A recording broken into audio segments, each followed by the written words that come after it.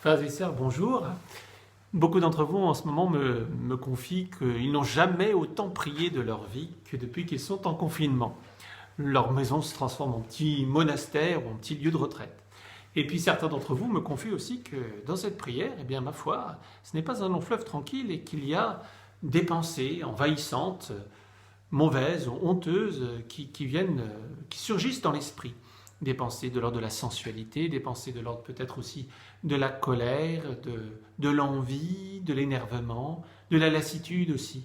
Et ce qui caractérise ces pensées que l'on peut avoir à tout moment dans notre vie, c'est leur amplitude, qui est plus grande que d'habitude. Alors, du coup, voilà, une question se pose, mais pourquoi j'ai toutes ces pensées? Alors tout d'abord, j'aimerais commencer par quelques petits conseils.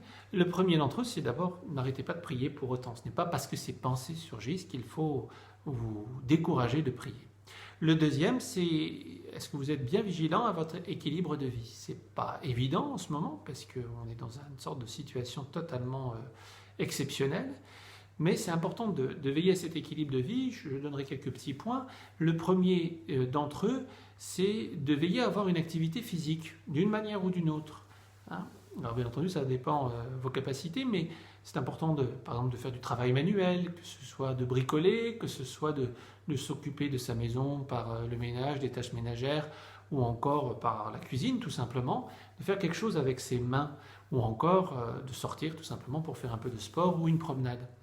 Vous savez, les mystiques ont toujours été des gens de bon sens, et Saint Benoît, qui est quand même fondateur du grand ordre monastique bénédictin, avait comme devise dans ses monastères « Ora et labora », prier et travailler.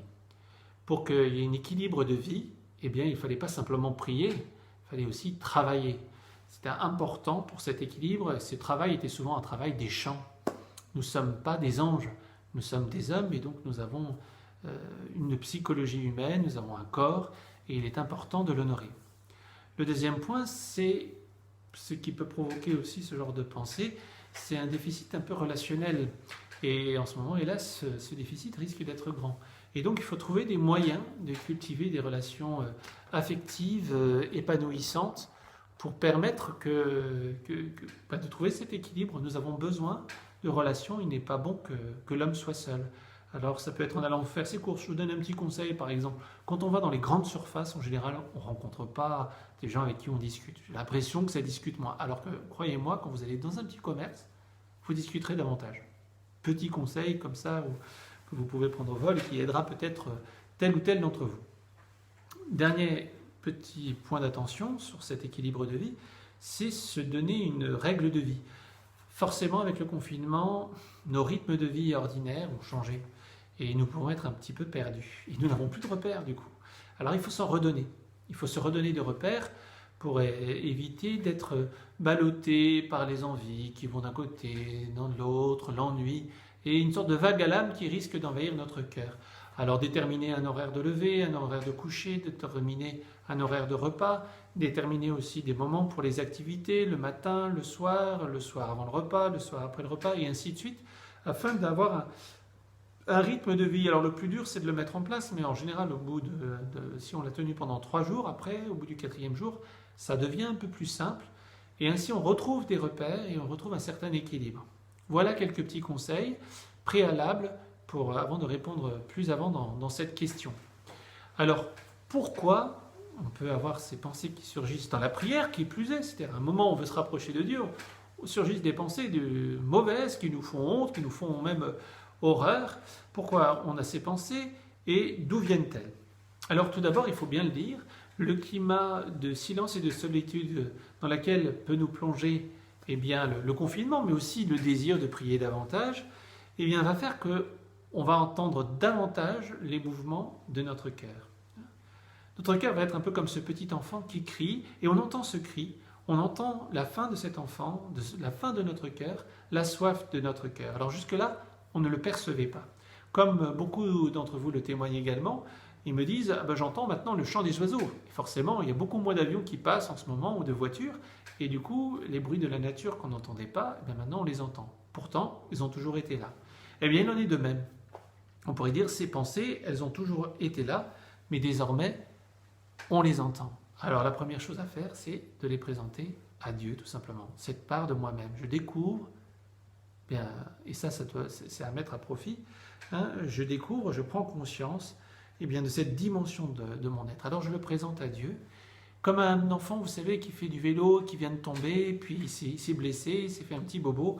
Alors il va vers sa maman, il crie vers sa maman, puis il lui montre son bobo, puis il lui demande de le soigner. Eh bien nous on fait un peu pareil. Voilà Seigneur, cette partie fragile de mon être qui apparaît, eh bien je te le présente, et pour autant il ne faut pas s'y attarder, et il faut continuer et avancer.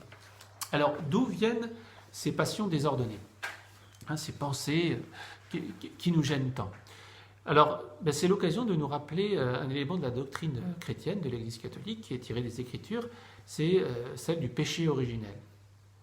C'est-à-dire que notre nature humaine a en elle une blessure profonde qui est due au péché de nos premiers parents. Nos premiers parents, avant qu'ils n'aient désobéi à Dieu, étaient créés dans un état de perfection et de communion avec Dieu et en eux.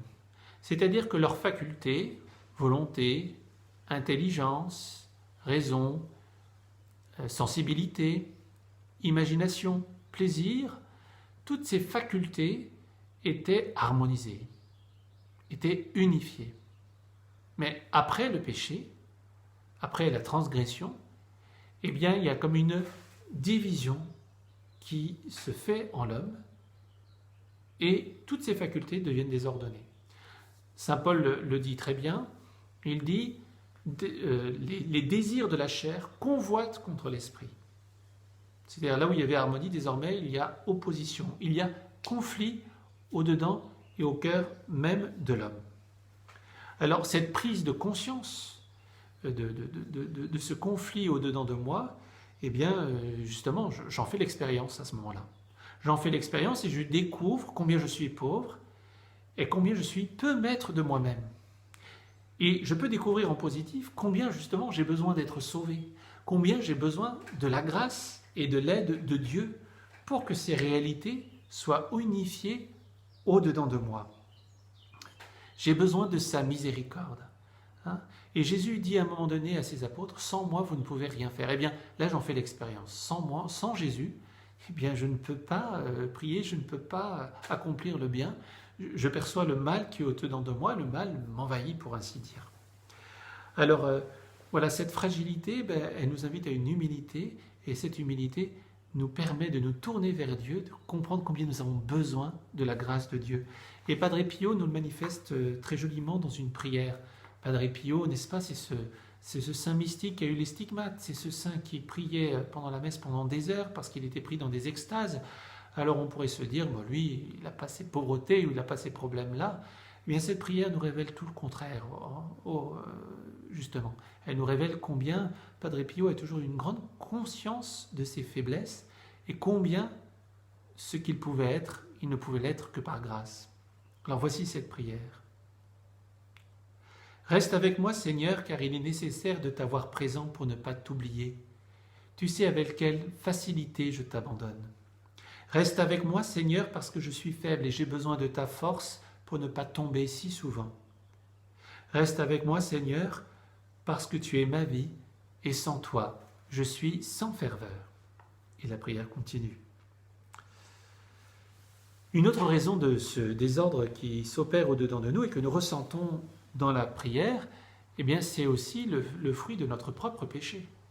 Nous prenons conscience des désordres qui sont en nous, mais qui sont dus à notre propre péché. La prière finit finalement par réveiller tout ce qui en nous s'oppose à Dieu dans notre vie de tous les jours, mais qui jusque-là restait caché. Finalement, c'est un petit peu comme ce qui se passe avec Jésus. Quand un possédé croise Jésus, d'un coup le démon le réveille et l'agite. En présence de Jésus, ce démon se révèle. Il en est de même finalement ici dans la prière. Les choses mauvaises qui sont dedans de nous, qui jusque-là restaient cachées, se réveillent et se manifestent. La prière fait d'une certaine manière loupe et elle nous permet de prendre conscience là encore combien j'ai besoin d'être pardonné, combien j'ai besoin d'être purifié, combien j'ai besoin d'être sauvé. Dernière raison à ces mauvaises pensées, bien c'est l'action du démon elle-même. Voyant notre désir de nous rapprocher de Dieu, de prier davantage, eh bien, il s'efforce de contrarier ce rapprochement avec Dieu. Satan est celui qui s'oppose à Dieu. Il veut donc nous décourager dans la prière. Et d'ailleurs, un des résultats de toutes ces pensées qui surgissent au-dedans de nous, souvent, c'est de se décourager, de se dire que l'on n'est pas digne, et on se lasse. Pourtant, il faut se rappeler ici que le modèle de la prière n'est pas celui du pharisien qui dit toutes les œuvres religieuses et tout le bien qu'il a fait. Le modèle de la prière qui nous est donné par Jésus dans l'évangile de Luc, eh bien c'est celui du publicain qui se prosterne devant Dieu et qui n'ose même pas lever son regard vers le ciel et qui dit « Seigneur, aie pitié de moi ». Voilà le modèle de la prière.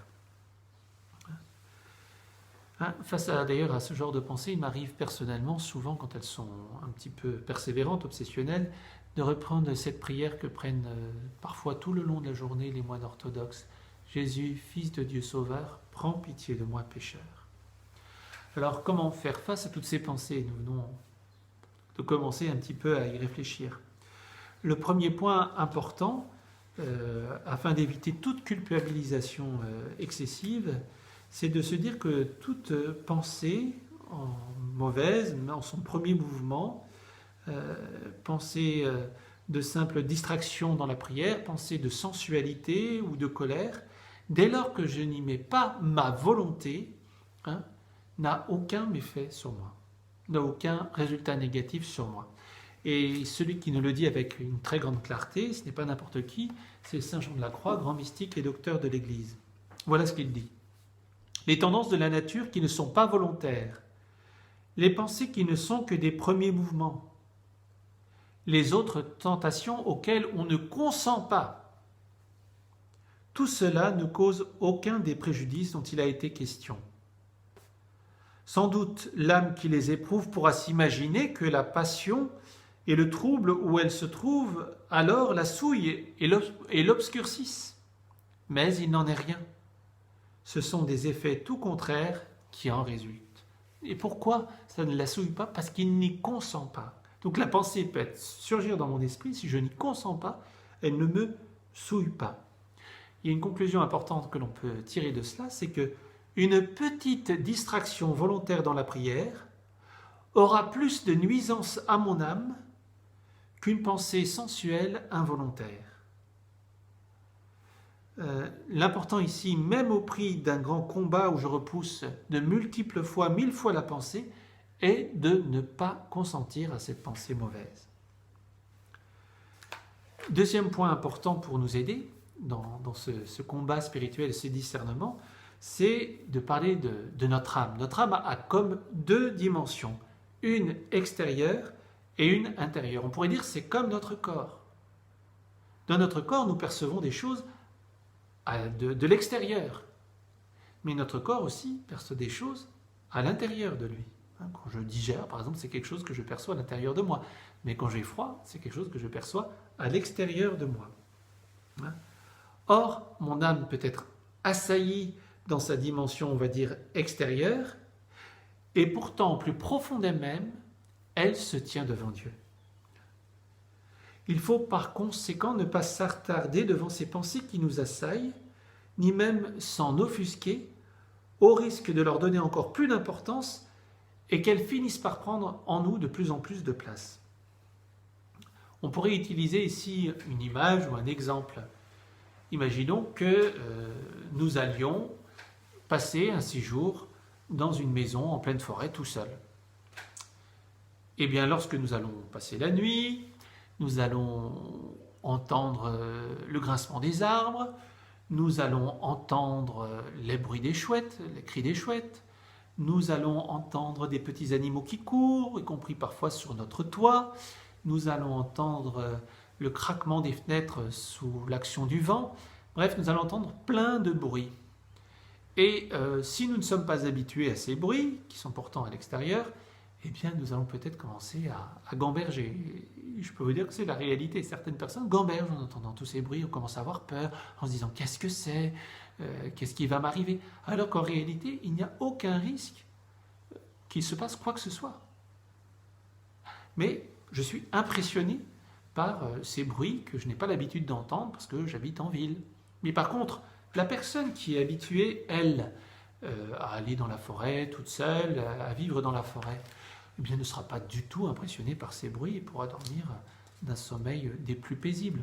On pense ici d'ailleurs à l'évangile où Jésus dort au fond de la barque alors qu'il y a la tempête, et lui il dort profondément pendant que les apôtres s'agitent. Eh bien, telle est, on pourrait dire, l'image de l'homme qui est en Dieu.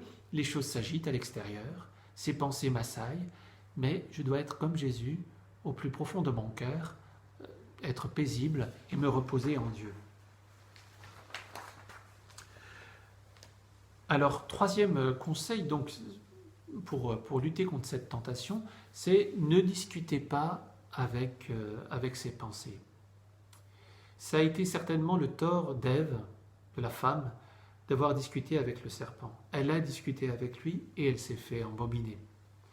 Et quand on regarde Jésus, quand il croise les démons, il ne discute pas avec eux, il leur dit de se taire.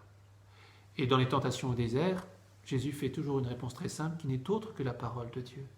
Il ne discute pas, il ne dialogue pas avec le démon. Alors il faut faire de même, il ne faut pas discuter. Parce que parfois quand on discute, qu'on essaie de comprendre, etc., plus j'essaye de le faire, plus en réalité, la pensée m'envahit. Enfin, malgré ces conseils que je vous donne, je tiens à vous dire que vous risquez de tomber souvent, parce que ça fait partie de l'apprentissage, du chemin de la vie spirituelle. On apprend à marcher, on apprend à jouer au piano, on apprend à faire du vélo, rarement en un seul coup. Il en est de même pour cette vie de prière et la connaissance de soi et l'apprentissage de la gestion de ces différentes réalités qui surgissent en mon esprit. Il y a souvent des chutes, mais Dieu est un Père plein de bonté, plein de patience, plein de miséricorde. Alors je vous invite vraiment à persévérer. Et ces conseils qui sont tirés de l'Écriture et de l'enseignement des grands mystiques et docteurs de l'Église, croyez-moi, vous seront de plus en plus utiles. Alors que Dieu vous bénisse et qu'il vous garde dans sa paix.